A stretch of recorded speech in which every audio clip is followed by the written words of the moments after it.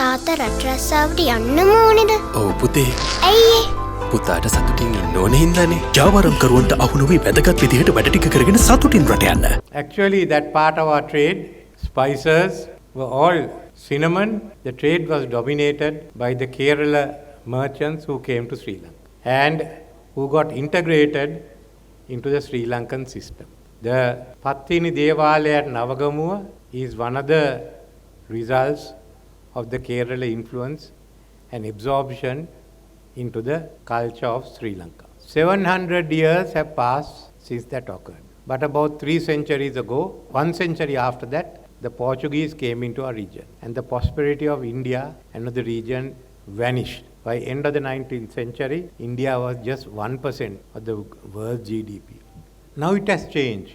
You can again see the transfer of economic power into the Asian region. 75 years ago, starting with East Asia with Japan, the rest of East Asia, Korea, China, coming into this area, now you find it's the turn of India and the Indian Ocean. It's not merely India that is rising. You will find on the other side of West Asian countries, the oil countries. And Sri Lanka is positioned in the middle with a strategic advantage and just a stone's throw from India. With such a history, with such a culture, and trading relations going back into 2,500 years, we have seen the world changing. India is fast developing. India has done rapid economic restructuring, especially under the government of Prime Minister Modi. And you can see the results now. Sri Lanka, unfortunately, had to undergo this crisis, but we are coming out of it. I thought we can't be dragging this out like Greece. We are not a Greek tragedy, but a country that can always recover. And as the country recovers, we have to get back to economic restructure. We started earlier, but we have slowed down.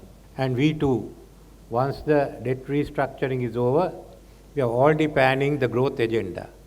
A massive restructuring of our economy, of our laws, of our systems.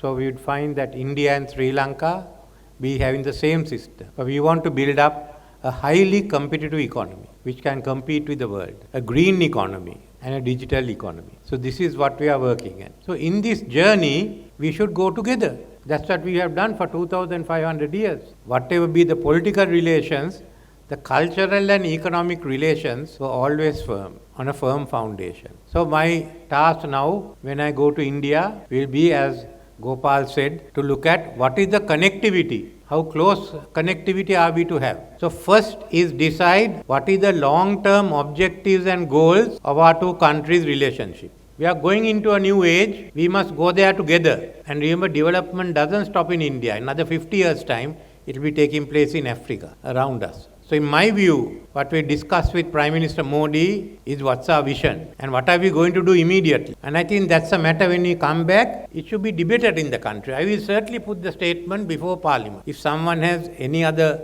opinion or alternative, let us know. Just as I put the IMF agreement before Parliament, the Extended Fund Facility, EFF, and we brought the debt restructuring. This is important. We have to decide within the next 2 decades what is our relationship going to be with India and what's the connectivity. We can't be suspicious of each other. We have to work together. And remember, the relationship at the end is not driven by governments. It's driven by the people of both countries, and they are moving fast. So we have to keep up with it. The world is changing, and we've learned what happens when governments don't change. So now our task is to go ahead. But then the idea is that we go there and we establish a long-term relation. It's not between two individuals. It's not between a BJP government and this government. It's a relationship between the two countries. And there's a lot we can do together. And that's the journey that we should go. Prakash told us he'd like to see the Indian rupee in circulation. We are starting that. Like you, I'd like the Indian rupee to be used as much as the dollar, India to be a common currency. It doesn't matter to us. We'll have to work out how we do it. So this is what we have to do. We have to open out to the world. For Sri Lanka, not only India, the whole of Southeast Asia, East Asia, the whole of RCEP, Australia, we have to be competitive. We have to negotiate a deeper trade agreement with the EU. The world is ours to conquer if you want to do it. If you don't want to do it, you are going to fail. So with this, I must thank the Indian CEOs who have been with us through thick and thin, especially the support you gave last year and occasionally for the fuel that LIOC also gave us.